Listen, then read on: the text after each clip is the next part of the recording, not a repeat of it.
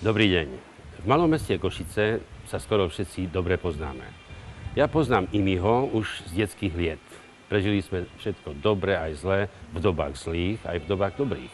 Imi sa stal úspešný podnikateľ, známy košický playboy a kedykoľvek ma stretne v Košiciach, tak ma na zimu pozýva do Thajska. Zimu preto, lebo on zimu tráví v Thajsku už 18 rokov. Ja som konečne využil jeho pozvanie a pricestoval som do Thajska z druhej strany Zemegule, cez Ameriku, cez Hongkong. Imi, každého by zaujímalo, lebo ty tu už chodíš veľa rokov. Koľko rokov už tu chodíš a ako si prišiel na Thajsko? Prečo si nešiel na Seychely alebo do Dominikanskej? No, začalo to veľmi zaujímavo ešte v 92., keď som sa venoval supermarketom, tak som tu chodil na nákup. Veľmi zaujímavé tovary, textílie a tak ďalej, a tak ďalej. No a naraz som zistil, že to je perfektná klíma, dobrí ľudia, bohovská strava. Takže chodím sem. A v 92. to ešte ani nebol internet, ako si to dokázal podnikať na Slovensku? No a vtedy už začali pomaly tie mobily, faxy a podobne. Bolo to zložité, ale našťastie už v dnešnom čase ten internet zmakne všetko, takže je tu bez problémov. Ty plánuješ, že aj v budúcnosti vždy v lete prídeš do Košíc a v zime prídeš do Thajska?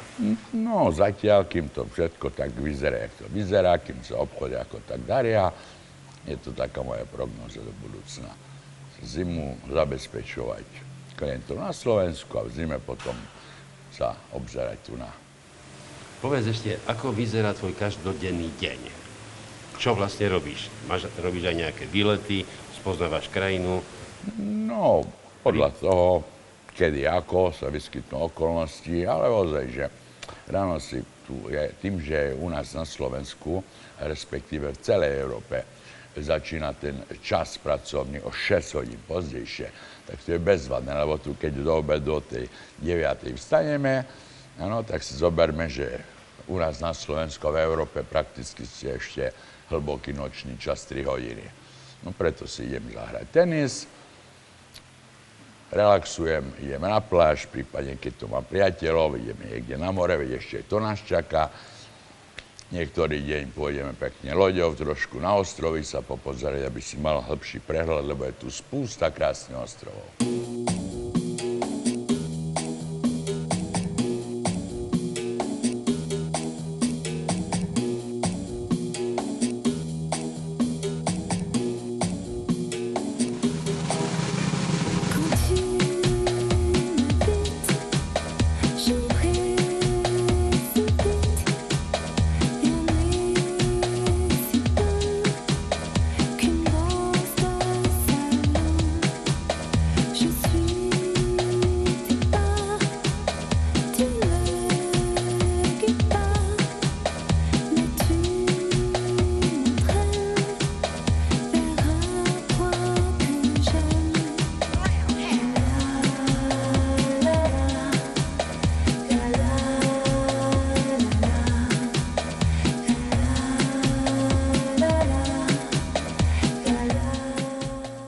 Hoci postrehy Imiho sú veľmi zaujímavé, my nesmieme zabúdať na svoju povinnosť hrať a vsázať každý deň aspoň 88 € v priebehu 88 minút. Pozrieme sa, aké pôjdu dnes čísla. Skúsime tak skromne, 7 € riziko. Napätie a prehrali sme. Prehrali sme, po trojke vyjde 0, ja si tak myslím. A zvýšime stávku dramaticky, s veľkým rizikom.